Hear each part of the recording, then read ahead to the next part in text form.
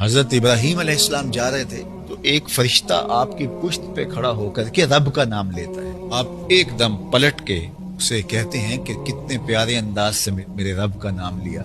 دوبارہ لے، بے تاب ہو گئے، اندر بوٹی مشک مچایا اتے جاں پھلاں تے آئی. وہ کیفیت پیدا ہوئی. تو اس نے کہا کہ میں ویسے اللہ کا نام لیا، اب اگر دوبارہ تم چاہتے ہو تو میں ایسے تو نہیں لوں گا، اس کی کوئی قیمت آپ کو دینا پڑے گی. تو کہا بتاؤ کتنے پیسے تم مانگتے ہو، کتنی دولت چاہیے تمہیں. تو بکریوں کے ریوڑ تھے. تو کہا یہ ساری بکریاں میرے نام کر دو. کہا یہ تمہارے نام ہوئی، میرے رب کا نام لو. انہوں نے پھر رب کا نام پکارا تو تڑپ اٹھے، آنکھوں سے آنسو جاری ہو گئے. کہا ایک بار پھر لو. کہا اب تیرے پاس دینے کے لیے کچھ رہا تو نہیں. حضرت ابراہیم بولے اتنی بکریوں کو چرانے کے لیے تجھے کوئی ملازم بھی تو چاہیے.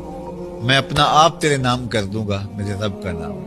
تو اس نے کہا کہ میں ملک من الملائکہ، میں فرشتوں میں سے ایک فرشتہ ہوں، میں یہ بکریاں لینے نہیں آیا تھا، تیری آزمائش کرنے آیا. تو اللہ کا نام لینے سے طبیعت میں ایک تڑپ پیدا ہو جائے، اس کے صفاتی ناموں سے تڑپ پیدا ہو جائے، اس کا گھر دیکھنے سے. اسی طرح کعبۃ اللہ کو دیکھا ہے تو طبیعت پہ رکت پیدا ہو گئی، سجدے میں گئے تو رکت پیدا ہو گئی، اللہ کا نام آیا تو رکت پیدا ہو گئی.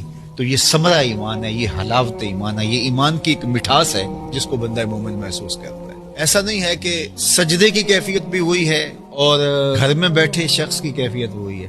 ویسے بھی گرا تو کیفیت وہ ہے، تو سجدے میں گرا تو کیفیت پھر بھی وہی ہے. تو پھر فرق کیا ہوا؟ ایک دیوار کو دیکھا اور کعبۃ اللہ کو دیکھا تو کوئی خاص فرق نہیں ہے.